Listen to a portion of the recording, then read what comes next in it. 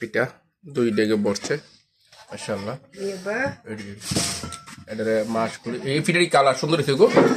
এই পিঠাটির কালারও মাশাআল্লাহ সেরকম হয়েছে পিঠা কি সুন্দর হয়েছে মাশাআল্লাহ দুই ডেগে আমাদের বাসায় এটাতে আছে প্রায় 32টা এটাতেও মনে হয় 32টা হবে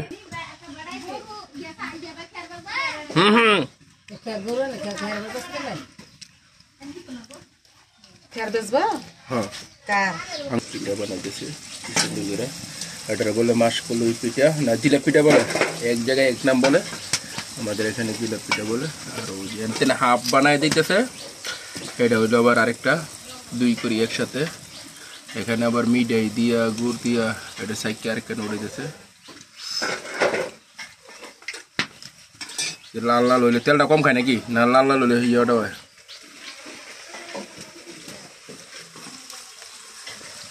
বানানোর সিস্টেম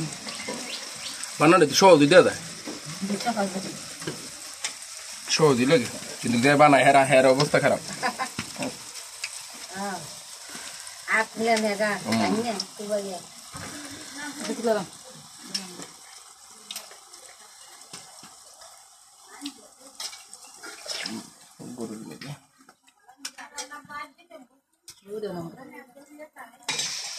মাসকলাই পিঠা একটা পিঠা অল্প টাইমে হয়ে যাবে বেশি টাইম লাগে না মনে করছি অনেক টাইম লাগবে 2-3 মিনিট পিঠাটা হয়ে যাবে এটা কত মিনিট লাগে দেখবো এটা বানানটার এবং হাফ বয়েল করে দেয় এটা থেকে ফুল হয় এটাতে হালকা খালি জয়েন্টটা জোরালো আনতে নাকি পরে এই করি ফ্রাই করতে হয় ওকে ভালো থাকবেন কার কার বাসায় পিঠা বানানো অবশ্যই কমেন্ট করে জানাবেন আর এইটার নাম কি বলে আমাকে এখানে মাসকলাই পিঠা বলে আর গাম পিঠা বলে